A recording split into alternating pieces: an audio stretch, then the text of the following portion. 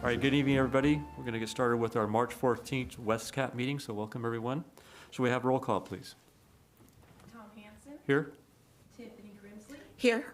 Dion Bailey is absent excused. Maureen Toms, absent excused. Jerry Parsons.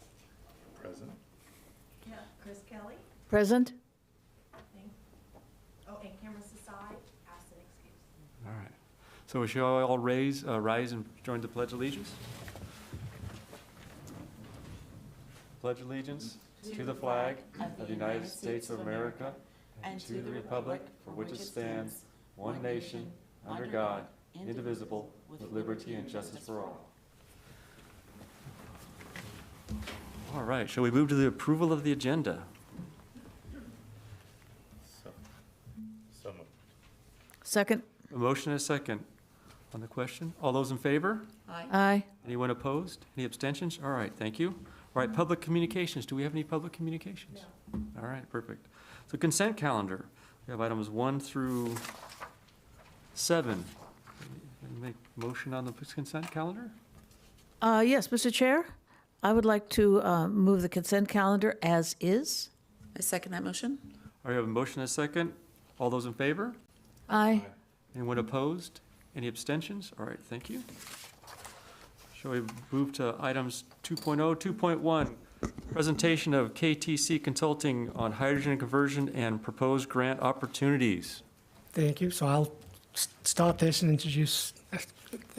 So you might remember around last year the board approved our zero emission rollout plan of our plan to move to zero emission vehicles, and we proposed that we would move entirely to hydrogen fleet at that point. So starting in 26, 27, but that's when we would start purchasing vehicles.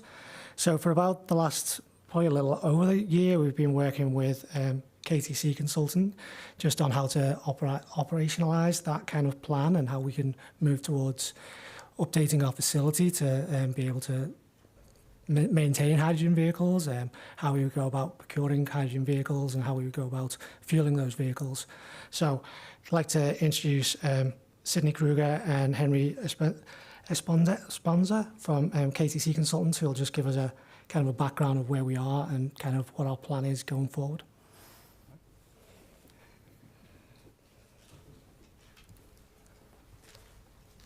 Hi, Welcome. thanks so much for having us. We're excited to be here. So we've been working in the hydrogen fuel cell zero emission space for the last 5 years, working with transit agencies across the country. We're in charge of the New York City project to deploy their first 2 hydrogen fuel cell buses and build an $8 million station there. And we're also building the hydrogen fueling station, the first up in Reno, Nevada. They've been really at the forefront of zero emissions with battery electric, and they saw some of their limitations and so have been going towards fuel cell in the more recent past. So we're really excited to be working with Westcat. We are experts in grant writing and in project execution. Yeah, so we've written over $150 million in grants, and we've been successful for Las Vegas Transit, for Reno Transit, for New York City, and a number of others. So we are in charge of helping you guys submit for LONO this year. It is a highly competitive grant program, but we did see a number of awards for California last year. So the benefit of LONO is that they pay for 90% of the infrastructure. So they would pay for 90% of the hydrogen fueling infrastructure. We're putting together a grant request for a liquid mobile fueler. And then they will pay for 85% of the buses. So we're looking at applying for anywhere between 8 to 10 buses to procure them in 2027 and to have them come on property in 2028. The main benefits of hydrogen is that it refuels in 6 to 12 minutes. It's a 1-to-1 replacement for diesel, and it's 100% zero emissions. So it emits only water as a byproduct that's so clean that you can drink. Henry's going to talk a little bit about the hub that we gave you a flyer on, which is very, very exciting for the state of California in terms of clean hydrogen, in terms of job creation. But other than that, we have a project that's happening in Richmond where they're going to be producing hydrogen in the near-term future. There also are 2 projects in Stockton, one at the port from Biotech, and then also one with the utility up there, the Lodi utility, will also be producing hydrogen. So those are 3 great options of really local supply that we would look at to issue probably an RFP for these companies to bid on a supply contract for the hydrogen in like 2028. And then Henry will speak a little bit about the hub. I just really grab these. Good afternoon, everybody. So I just wanted to give you a kind of like an overall view of what a hydrogen hub is. A hydrogen hub is a where is it? Well, yeah, it's a network of clean hydrogen producers, consumers, and connective infrastructure that supports production, storage, delivery, and the use of clean hydrogen. You have to specify that it's going to be clean hydrogen, which means it's going to be not only green, but it is going to help with the decarbonization. Just to give you an example, just by replacing, where do I have that date? I don't want to give you the right number. Okay, by switching to hydrogen, the job creation per year will be you can see the numbers right there, 2,200,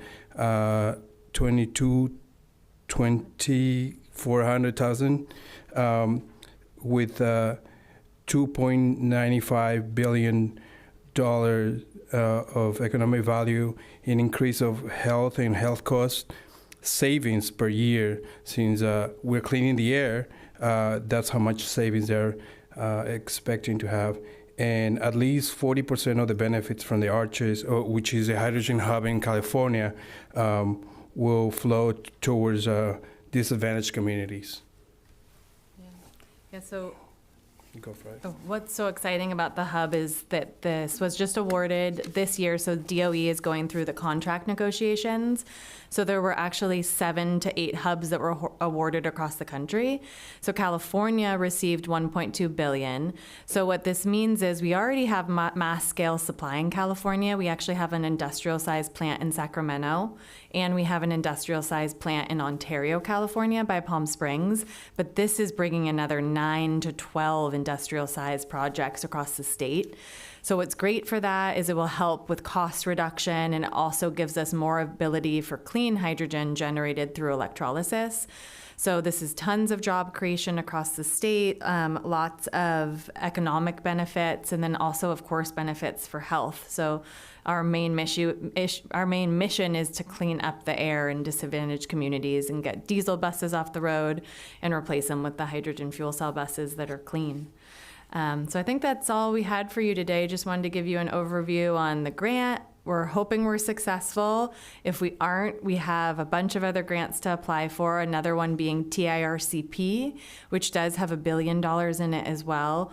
So we're thinking of applying for that one as well this year, and we'll know as soon as really July whether or not we're successful.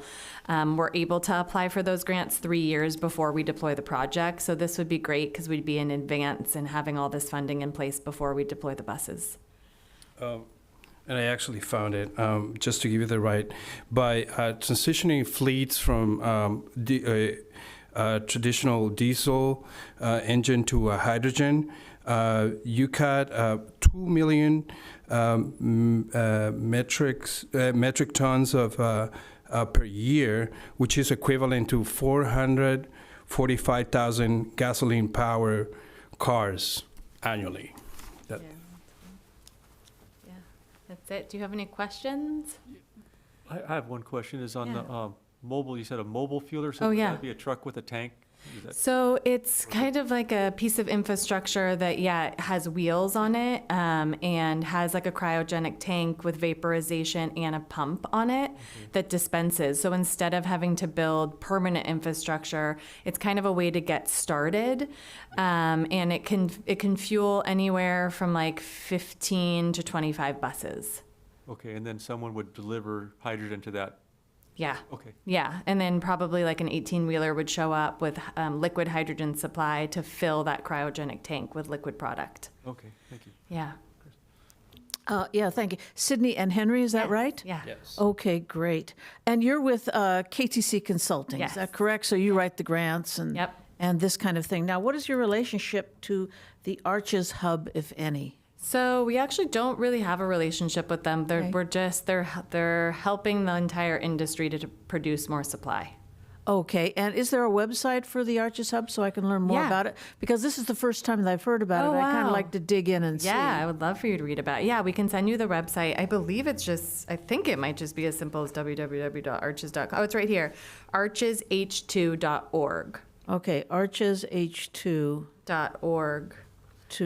And there is actually, I believe it's a monthly call. And so if you Okay. wanted to learn more about it, you could join the monthly call. Okay, Yeah. that's interesting. Now, tell me something, because I hear this from my community. First of all, I want to let you know, I'm very much in favor of moving to hydrogen. Oh, great. You know, I think I've talked with our general manager here. It's really what we need for our buses for a whole variety of reasons. Yeah. But I do get people, I'm a council member, so I do get people coming and saying, well, we only want green hydrogen. Right. And that, whatever that hydrogen is not green. So Right. tell me the difference between, quote, clean hydrogen Right. and what some people call green hydrogen. Yeah. So they're, the yeah. definition of that. I'll Well, have you, okay. The yeah, go ahead. definition of for the DOE for clean hydrogen will include green hydrogen, which is coming from renewable, Right.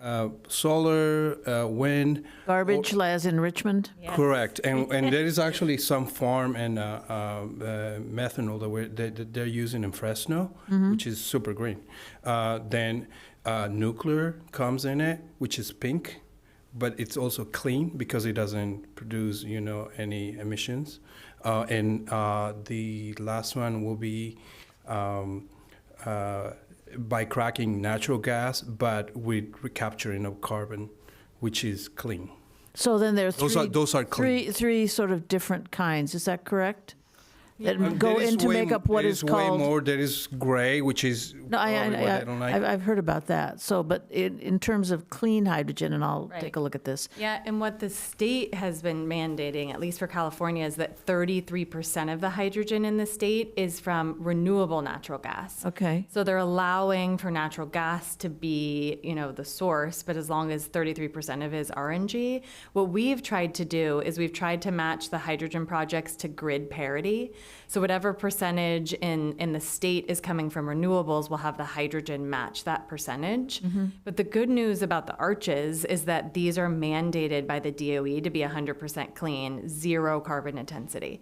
And by the time we'll be deploying, those will likely be the options. But as of now, the state just says that they want it to be at least 33%, because the higher you go up in that percentage, it increases the price. Yeah, I understand.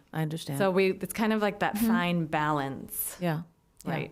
Okay, I'll do some more research on this. Okay, great. Thank you very Yeah, much for thank you so introducing us much. to this. Yeah. And I believe Tiffany has it. Oh, sorry. Hi, thank you very much for the presentation. Really Yeah. appreciate that.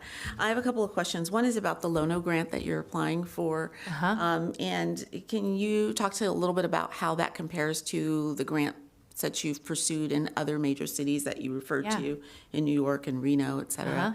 And then also you said that it pays for 90%, and I wasn't keeping up fast enough with my note taking, so. Yeah, so Lono is probably the best grant that we have right now on a national basis, because it's about 1.8 billion per year for 5 years.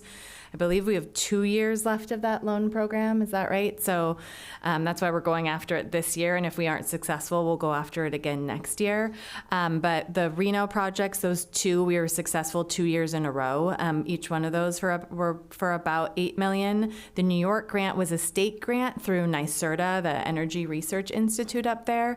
And then, of course, California, the feds like for us to also look at the California regional grants. So California Energy Commission has grants, TIRCP has grants.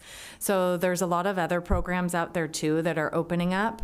And then the great thing about Lono is it covers 90% of the infrastructure and 85% of the buses. So the rest of that has to come from local share. And then TIRCP, I need to review the percentages, but I think it's pretty similar to that. But yeah, the Lono grant isn't too difficult to write. It's just California, they could award the entire 1.7 to California alone, and they need to make sure that it's geographically diverse in their awards. But I think we still have a great shot. I mean, last year, I believe Marin was awarded, AC Transit won, so some of those might not be applying this year. So I think we do have a great shot to be successful. Thank you very much. Yeah. So could I just add one addition to that? Because 90% of the money could potentially come from the Lono program, which would require obviously a 10% local share. Right. It's just worth acknowledging that we do have money set aside in the RM3 program, where we have money that we've designated. I believe we have $16.5 million that is basically earmarked for infrastructure or vehicle replacement to move towards zero emissions. So we do have some local match kind of in hand that will not affect our overall kind of reserves. Okay. One other question regarding the TIRCP grant, that's what I yeah. call the TIRCP. Yeah. So if you go after that and you get it awarded, say this year, I know the state has a lot of funding issues right now, and Right. transportation professionals have talked about TIRCP maybe being taken away, or, there's all kinds of rumors. Right. So if we got the award, but we wouldn't need the funding for a few years, Right. will they just kind of hold it for us Yeah. until the state comes back to a better fiscal health? Yeah, I mean, some of those projects have been delayed to start regardless, because we know that that Triple CTA and LAFTA were awarded Yeah. through that program and still haven't started yet. But most of these grants give you at least 3 years to decide to use the funds. They say within 3 years you have to obligate the funds, and then in the 4th year you can deploy. Okay. So yeah, we still would have time. Okay, good to know. Yeah. Thank you. Yeah. And that will be the same thing for Lono, is 3 years. Same as Lono. Okay, Yeah. that's good to know. Yeah, Yeah. thank you. Thank you for coming. Yeah, Great- thank you great so much for news. Yeah, having us. Thank you. All right, so what direction would you like? To direct us to continue working with KTC consultants on these projects to move along with opportunities for funding. There- I would move that we continue working with KTC Consulting. I'll second that. All right, we have a motion and a second. All those in favor? Aye. Anyone opposed? Any abstentions? All right, motion passes, thank you. All right, that brings us to 2.2, presentation and discussion of second quarter financial report. There's our guru. Good evening. This is going to be a short report. I don't have, unfortunately, the system-wide summary, which I typically give to you with the data from the service operating data, but this is where it stems from. It comes from this report, actually. So this is through the second quarter, so through the end of December, and we do have a couple areas, if you had a chance to look at this, that we are actually watching ourselves. Not anything to concern us with, because we have some projects that we've been doing within our building. If you've been to our building recently, we've been doing a lot of upgrades, and not only with our building itself, but with technology and things like that. So we are expending less money on outside services and more in-house. We have a couple more staff members now that do our work inside, and we're using materials now that we typically would not have, and so we're doing some of those purchases. But some of these things will be addressed when we do our adjusted budget in a few months, which I have already begun to look at, because we are now nearly at the end of our third quarter. So, but if you look at the page, I think it's page 3, which is where the total expenses are, where we want to be is at least 50% and we're at 53. So we're in a good standing in the second quarter. With revenues, we had a lot of our revenues actually come in this quarter, but we do accrue across the fiscal year, so you don't really see that in this report. But a great deal of our funds rolled in this quarter. And the only one that we're still waiting for, I believe, we got word of, was ARM 3, but I think Rob is going to address that. But if you have any questions, feel free to ask. That's my report. Just real quick. Yeah, Oh, yeah, please. thank you. So, Yvonne, so are we doing okay? I mean, I know it's always hard to predict, and second quarter financials don't really tell you that Yeah. much, but are there any red flags that you're seeing, or are we hanging in there? No, I think we're doing well. I Okay. think so. I think we are going to need to do a little bit of realignment of where we put some of our cash in our budget this year, not really understanding what would be required of us when we started to do a lot of in-house repairs and things like that. But now that we will have almost a year of experience with that, I think with this coming budget, we'll be able to adjust to that better, but nothing that I really think we have, unless Rob points anything out. He may. Well, I think now's as good a time as any to, to express that, I think this year we're fine financially. We don't have all of our funding in place for next year. Yeah. And there's probably are some concerns that we have about the amount of funding that we'll have next year. So that kind of ties into this conversation, the presentation. We're going to talk about the schedule, and then something I'll talk about in the general manager report. But I think there's things happening that we need to be aware of, and not as much as we never want to say this, but potential schedule cuts that may need to be done in the upcoming year. But I think for this fiscal year, we're on track, as Yvonne says. I think we're learning through the budget process of where to put some of the funds, but in overall terms, we're under budget. We're doing good. We're doing well. Okay, great, thank you. You're welcome. Any questions? No, good. All right, thank you very much. Thank you. All right, so that brings us to 2.3, Westcat schedule update. So I'm going to ask Finn to introduce this. He's been working on the schedule change. He's taken it on and done a great job so far. So this is going to be a summary of where we are, and our plan currently is we're working with our contractor to finalize some of these changes, and then we're hoping to have a schedule put into place probably the end of April, early May at the very latest. So these changes that Finn kind of talks about will hopefully be in place then. Thank you, Rob. Yeah, so with this schedule change, which is we are currently planning to have implemented by the end of April, we had a few main objectives. We wanted to improve connections between our express buses, the JX, the JPX, the J, and our regional transit network, particularly BART at El Cerrito del Norte BART station. We want to also maintain connections between our local routes and our express routes within the service area, and reduce unproductive time within the schedule, particularly layover time. So we've especially been prioritizing a lot of those transfers. We've been wanting to make sure that the schedule is more efficient. And so in the new schedule, each route's span of service is going to be, which that's sort of an industry jargon for the amount of time between the first run of a bus of a given line and the last run of a bus. That's going to be largely kept the same, and that's to ensure that the buses run for as much of each day as possible, because that's one of our goals as a transit agency, because that obviously helps us serve our passengers and your constituents better. And the start times, as part of that, the start times of each route's first and last buses will also not change much when compared with the existing schedule. The first buses of most routes will start earlier in the new schedule than they do in the existing schedule, but mostly just by a little bit. And then several routes will end a bit later, including the 30Z bus to Martinez in Central County, and then the JX bus. Now, the headways on most lines, and that's industry jargon for the amount of time, if you have two consecutive buses on a given line in a given direction, that's the amount of time between the buses. That's also not going to change significantly for most routes. There are a few minor changes, such as whereas the J currently maintains headways of around 30 minutes all day on weekdays, it's off-peak headways, so not during rush hour, right?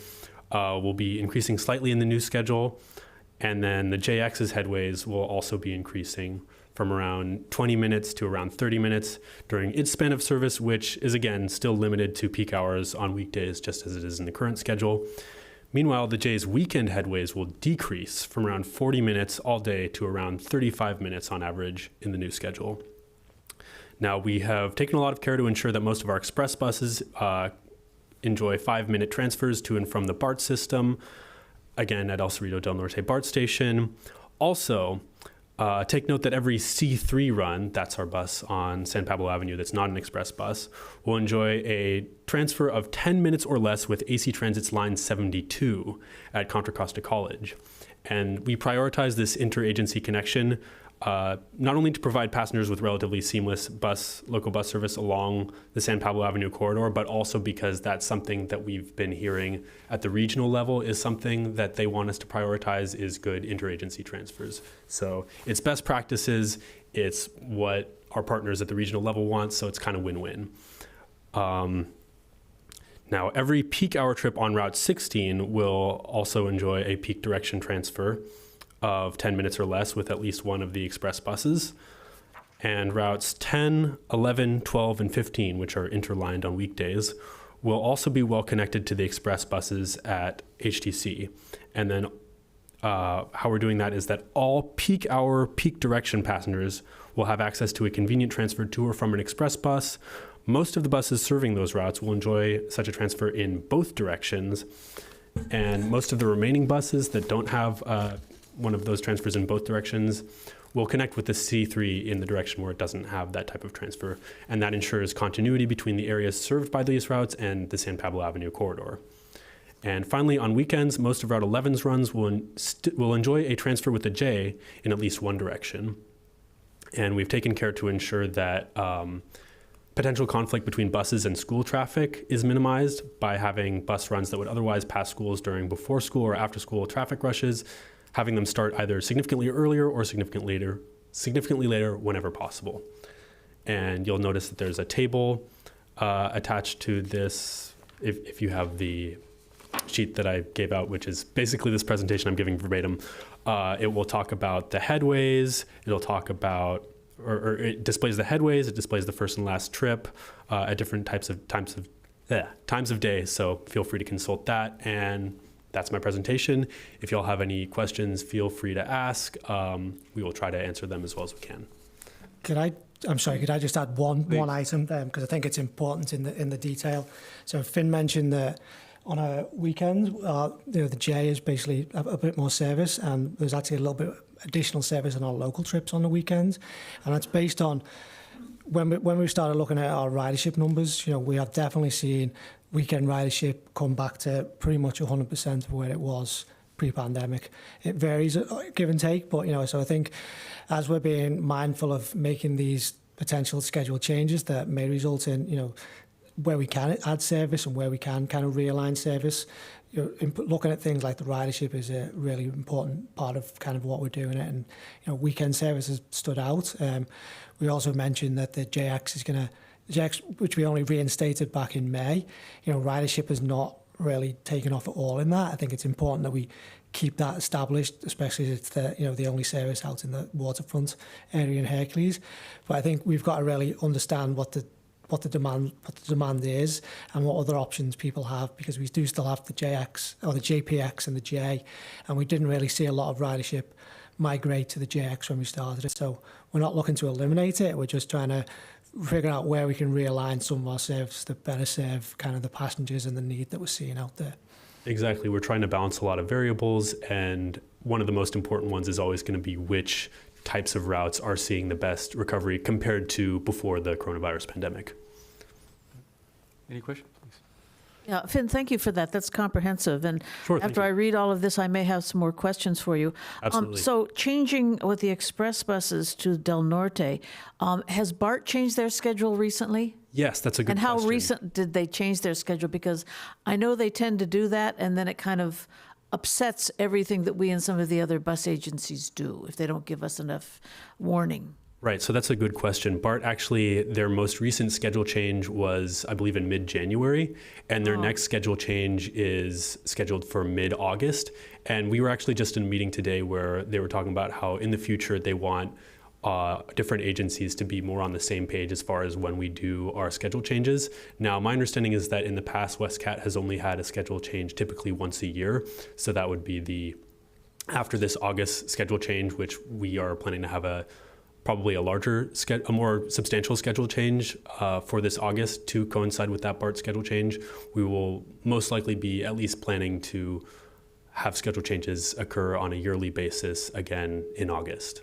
Okay, and do you feel like you've got a decent relationship with BART so that they can let you know when they're planning a schedule change, because it just upsets everything?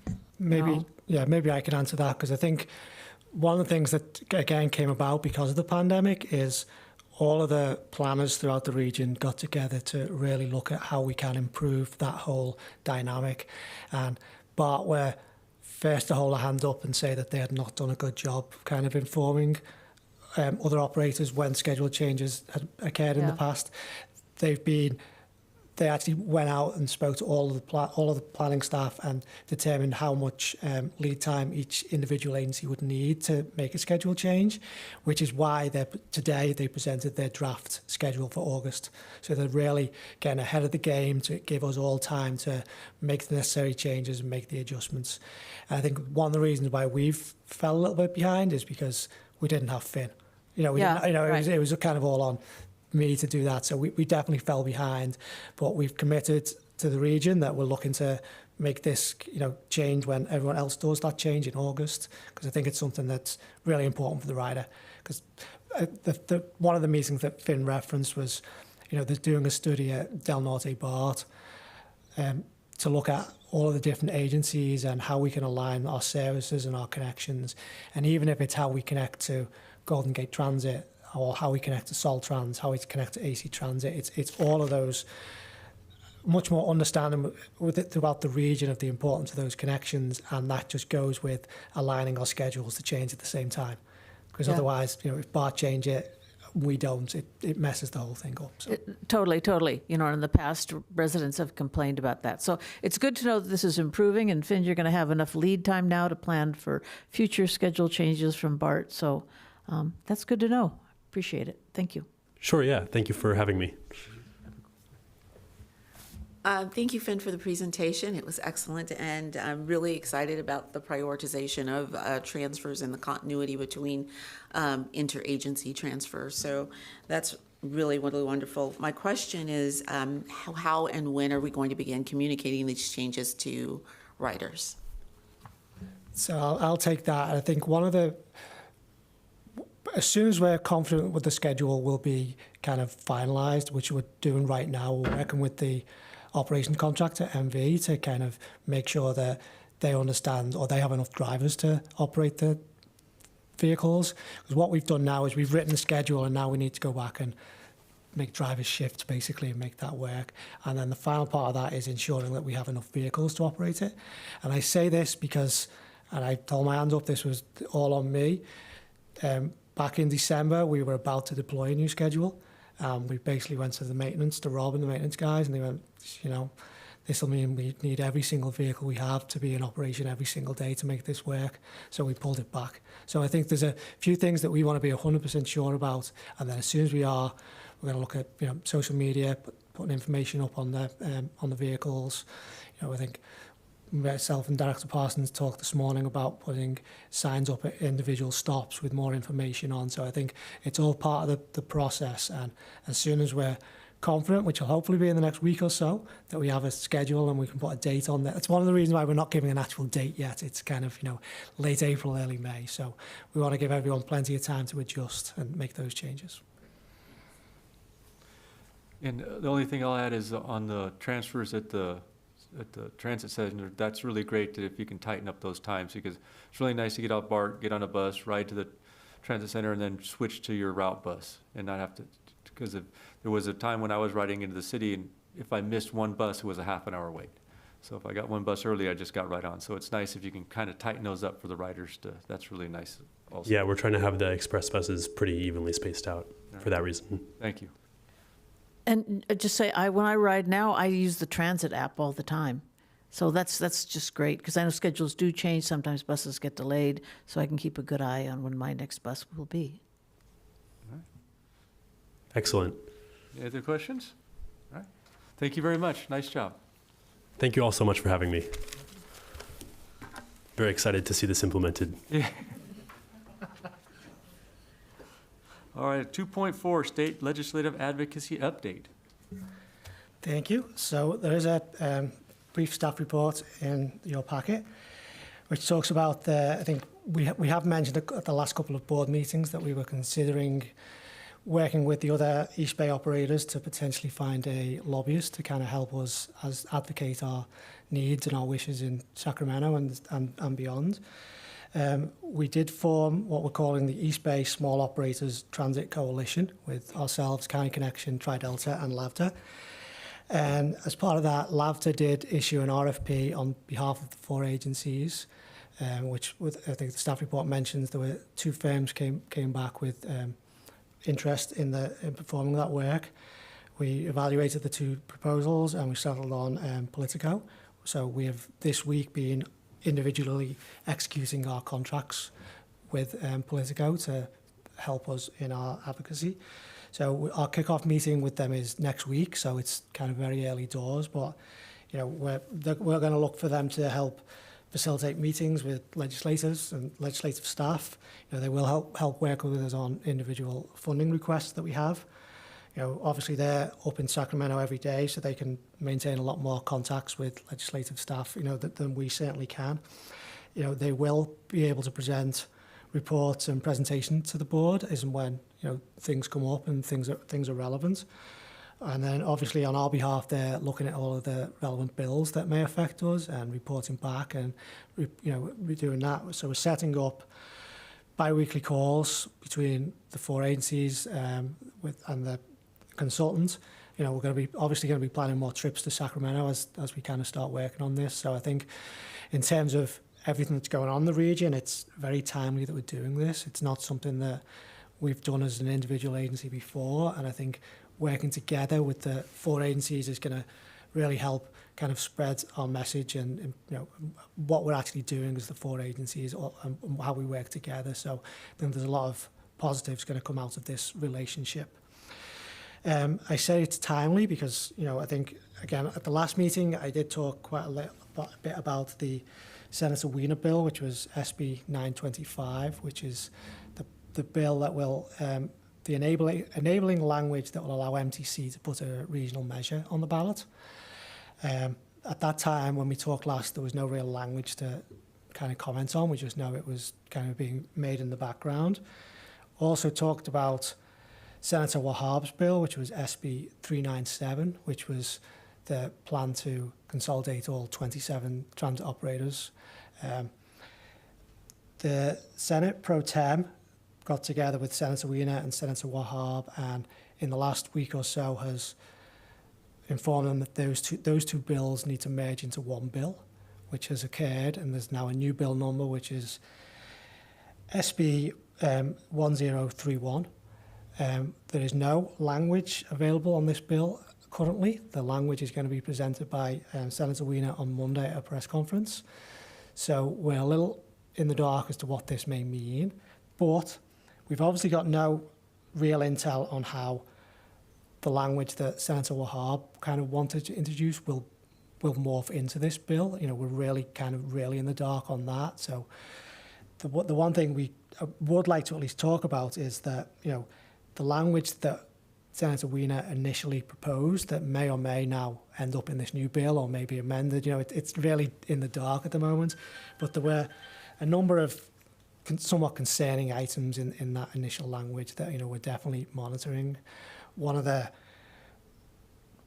main ones was that the way the language was being presented was if there was a regional measure and it passed, that the likely distribution of funds would be by formula to transit operators based on ridership, which obviously favours the larger suburban operators. There was there was some concern at MTC Commission about that language and how it was much more important to have a return to source kind of element to the funding level. So I think that's something that we're definitely going to be watching, and I think it's going to be a very interesting debate between, you know, Senator Wiener, who is introducing the bill, and MTC, who are sponsoring the bill, and there's definitely a little bit of a potential conflict in how that may pan out. Other area of concern, which may well be able to be cleared up by language, but the way it was written, again, it was concerning, and it's called the maintenance of effort. And the way it came about was basically, in our area, we have Measure J, which is a countywide sales tax that we benefit from. The way the language was written was that if that sales tax went away, we would lose access to the new measures funds. Yeah, so the real issue that we had as small operators was that we have absolutely no control over sales tax measures. We cannot be penalised for a county not, you know, renewing a measure or making a change like that. So there was a lot of concern about that language, and I think that would potentially be able to be cleaned up by the way the language was written. But the way it's written, it was definitely concerning, and it's something that also the small operators and CCTA have already talked about, and, you know, we've started thinking through that potential process. And their reasoning was that they're looking to make this measure a kind of a value add and not shift resources. I mean, that's the basic, you know. So they don't want to move new funding into places where old funding was doing a job, you know. So we'll see how that bit goes. And then the final part that was, again, you know, this is probably the most concerning part, that all of these accountability measures that would be put into place as part of the bill that was passed by the legislative, which is to allow MTC to go out to seek a funding measure, regardless of if the funding measure passes. All of the components of the bill, the accountability, the potential for MTC to withdraw funding, withhold funding, would go into place with the bill itself passing, the legislative. So all of this new accountability that is being tied to new funding goes into place regardless of if there's new funding. So that's also pretty concerning as a small operator as to how that may kind of pan out. So we can't really react to any of this yet because there's no language written, but the language is due out on Monday, so I anticipate there's going to be quite a lot of conversations back and forth at the county, at the region, you know, amongst the operators over the next kind of coming weeks as we kind of really understand what this language means. And say it's really timely that we have a lobbyist advocate on board to kind of help us kind of navigate through some of this process. So with that, I'm happy to answer any questions best that I can. Chris? Yeah, some of this language is just incredibly alarming. Let me first go to Wahab's bill. So that was about consolidating, not collaboration. When I've watched the MTC meetings, the commissioners there said they want collaboration, and also Caltrain and BART want collaboration, and you know, not putting it all together into one, not consolidation. So do you have any idea whether Wahab is going to be changing the bill at all, maybe to collaboration from consolidation? Because transportation professionals out there and others are really not in favor of this. I think the only initial considerations you gave was that it was a planning study. It was not a call to consolidate. It was a planning study to look at consolidation. I'm just that's Yeah, I know about these planning studies. And there's been many planning studies done over the last 30 years. Anecdotally, I found one from 1984 a couple of days ago in the office that was exactly this. Could have been written last week. You know, I mean, it was. So it's been a conversation for a long time. So no, we don't know where where that part of the language is gonna fit in. We really don't at this point. Okay, so we'll stay tuned on that. And then the idea that if Measure J went away, you know, Measure J expires in 2034, and CCTA is already talking about, you know, going for a renewal measure at some point, not now, but in a few years, but it's always kind of dicey. So that's really alarming. Is somebody just trying to wipe out the small agencies? Yeah. Yeah. Let's be honest here. It's, it's a little scary. The honest answer is a lot of the language that was in the initial proposal from Wiener was a seamless proposal. Okay, I got it. And, us, the operators did put together a counter language that we presented to Senator Wiener. Unfortunately, we did it the day he also announced that this new, the timing just didn't really work, that we got any reaction to it. So he does have the operator language that we work with MTC to put together. Yeah. I think it's also worth mentioning that, I kind of hinted at this, but, Senator Wiener is bringing forward a MTC-sponsored bill. If you listen to the MTC meetings, especially the meeting, there was a legislative meeting last Friday, there's definitely some conflict within MTC Commission about how this bill is sort of being developed, and they're not always feeling that they're being heard in the conversation. So I think there's a lot still to come out of how this may come, and ultimately we just want a measure to pass that will give us additional funding, but there's a lot to be done before we get to that point of how that may all pay out. Yeah, I'll be sure to go back and to listen to that meeting, and I know that there has been, discussions. I think the one thing that a lot of people have to realize is that we small agencies, the 4 agencies here, the 3 from Contra Costa County plus LAVTA, we work together and collaborate really, really well and really closely.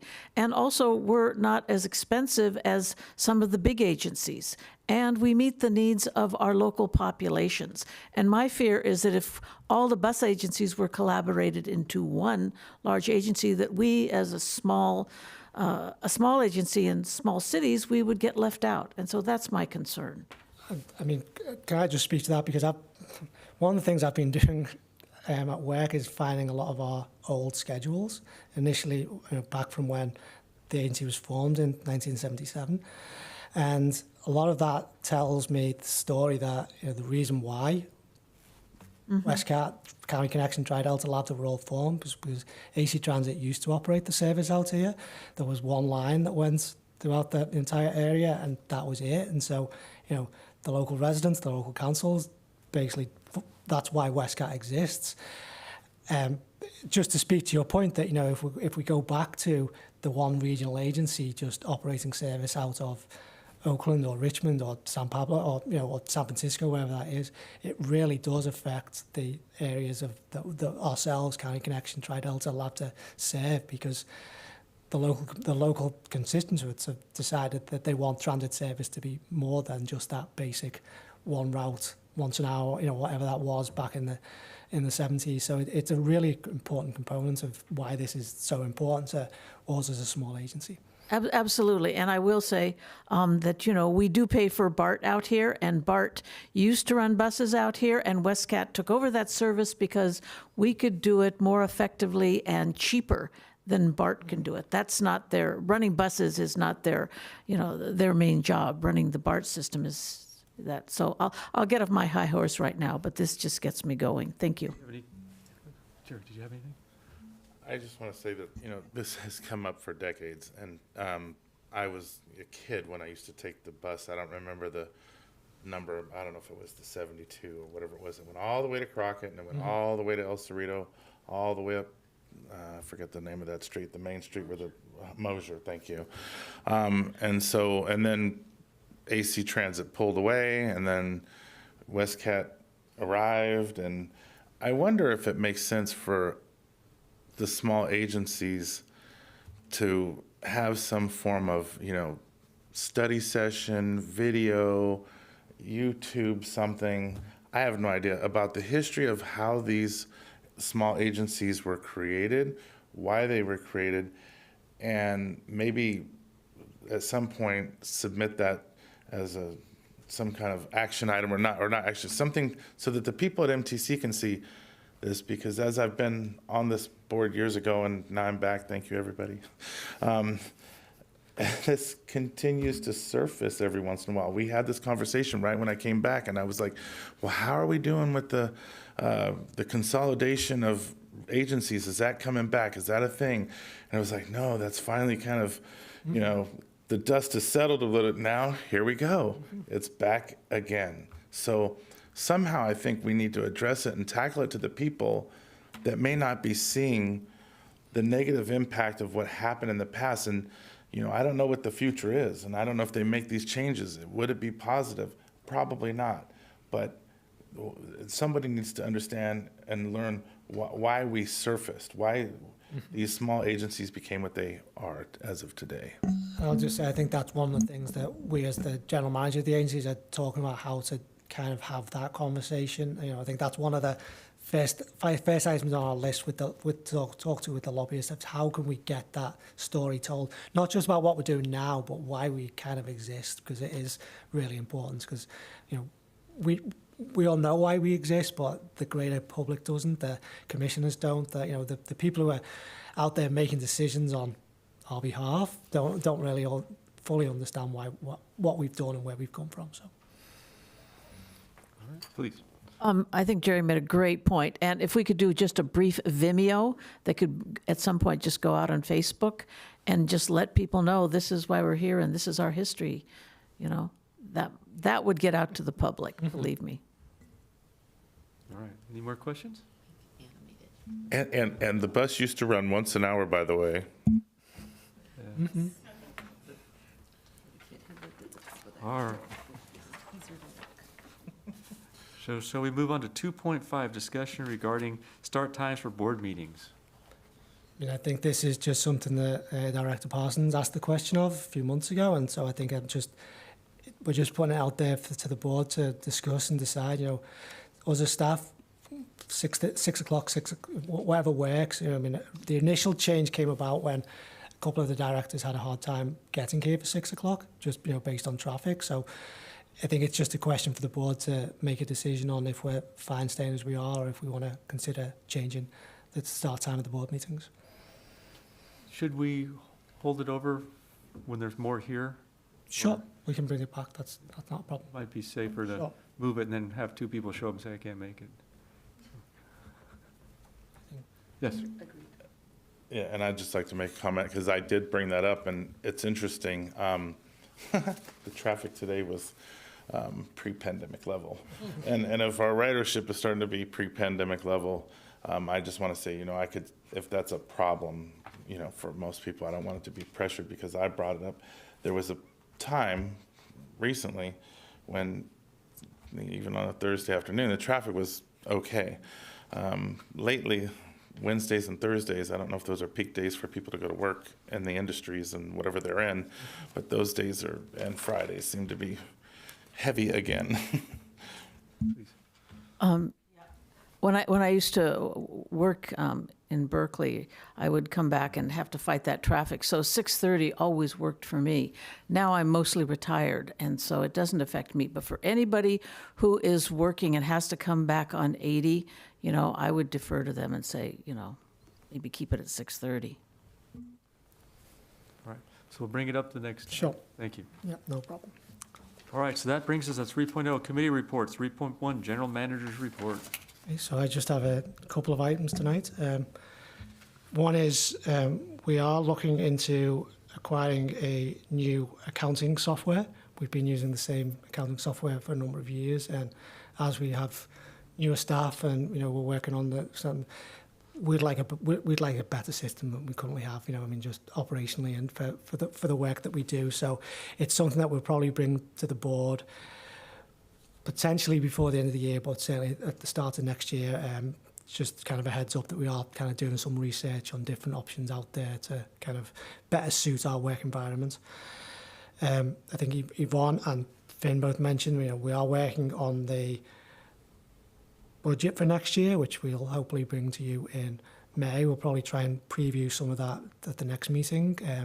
We've started getting some of the financial numbers that we anticipate for next year, and so I think once we kind of get them together, get some idea of what our potential expenses are, you know, I do think while we definitely plan on making a schedule change in August, we could well be looking at the need to do a public hearing, having a greater discussion on potential service reductions and where we may want to kind of align that. So that's just more of a heads up that I do anticipate that will, if it doesn't occur in August, will certainly have to occur at some point next year, just the way the financial projections are kind of panning out. So don't want to, just want to at least put that on the radar. You know, we'll come back with a number of options and, as I say, potential changes that we could do and what that would mean to ridership and to service level. So we'll come back with that.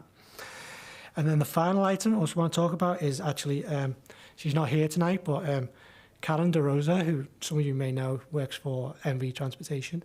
She actually is retiring on April 5th of this year, and that will be after 39 years of service. And although she works for MV now, she actually started in 1985 with Community Transit Services, which were Westcat's original operations contractor. So she has served Westcat through Community Transit Services, Dave Transportation, Laidlaw, and MV. She's been kind of a constant on our site. She started as a driver. She was a dispatcher, dispatch manager, operations manager, system general manager. She was actually the GM for 2 or 3 years around 2017. And then she's been serving as the assistant general manager again since 2020. She's probably the person on site who has got the most knowledge about Westcat and how we do things. She's been dedicated to serve not just MV as an employer, but also Westcat. You know, me and myself and Yvonne certainly rely on Karen a lot to provide the data that we provide to you in the monthly report. You know, that all kind of stems from her. I personally have worked with her since 2006 on writing schedules. She's the person who helped me understand how our schedules worked. And I always like to tell this anecdote because I think it just stems to how good she was at her job, or how good she is at her job. Back in 2009, we always wrote our schedules just using Excel or, you know, a pen and a piece of paper. And in 2009, we actually had a scheduling software that was purchased us as part of a separate project. So the firm came in, set everything up, ran all their software, did all of their algorithms, and it was pretty much identical to what me and Karen had produced six weeks earlier on pen and paper. So it's just a testament to, you know, she's kind of just been an integral part of everything that we've done at Westcat for almost 30 years. So she's not here tonight. She has some health concerns at the moment, but I just felt it was important to acknowledge the work that she's done, the dedication to everything about Westcat, and, you know, and also the training that she's given to MV's current staff, because we're not replacing her with one person. You know, I mean, she had a hand in pretty much everything that went on the other side of the office. So she's had a big task in the last 6 months or so, cross-training, getting people up to speed. And so she stayed longer than she planned to make sure that she was leaving people in kind of good hands. Again, just a testament to kind of the person that Karen is. So that's kind of the end of my report. So. All right. Any questions? Is it appropriate for maybe like the board send her some type of plaque or something and thank you for the years of service, Sure. Something to that effect, you know? Yeah, we can. I mean, we haven't quite worked out what we're going to do for her retirement, just because she's not been on site very much, but certainly we'll certainly do that, and certainly let the board know what we kind of come up with in that regard. But yes. All right. Thank you. All right, that brings us up to 3.2 WICTAC report. I was not able to make the meeting, but Chris, were you there? Did you have anything you'd like to share? Yes. Contra Costa Transportation Authority Executive Director Tim Hale came to the meeting and gave a report about TDM, that's Transportation Demand Management, TDM 2.0 proposal, and talked a bit about that and answered questions. Stay tuned because it's not all set yet. But there are some proposed changes. And so WICTAC was interested to see how this would affect the subregions like WICTAC and the other three. And, you know, what would there be projects that CCTA itself wanted to take on? and how would that affect what WICTAC does? So there'll be more discussion on that going forward. And maybe if I could just add on to that just a little bit more, the context, because we don't actually receive any of the funds that WICTAC do to provide TDM, but we certainly benefit from a lot of the programs that WICTAC do, or I should say our riders do benefit from some of the free passes, the free rides that they do through their programs. So we were very much supportive of the concerns that WICTAC had in ensuring the geographical equity of the TDM funding across the county. So we're definitely working with John Nemeth at WICTAC and with WICTAC staff to kind of support them to ensure that these programs that help our riders kind of remain in place. And I guess I will just say that, WICTAC has a need to gather some data about how people travel in order to reduce vehicle miles traveled on some of their projects. And there might be one coming here to I-80 eventually. But also there's what we call sort of the educational stuff. So in addition to, just giving out bus passes, there's education about how there's a bike to work today and a whole bunch of different programs that, as I pointed out to him, help young people to begin to ride transit and tell them that there's something other than just driving your car all the time and getting stuck in congestion. So stay tuned. Thank you. All right, so that brings us to any correspondence? No. All right. Do we have any board communications or items for future board meetings? All right, looks like we're doing it. I have one communication. Mika? I want to make sure I pronounce it correctly. And all the years I've been going to school board meetings, transportation meetings, nobody has ever set up a packet like you did for me today. Thank you very much. Highly appreciated. I'm like, wow, if I get lost today, I'm in trouble.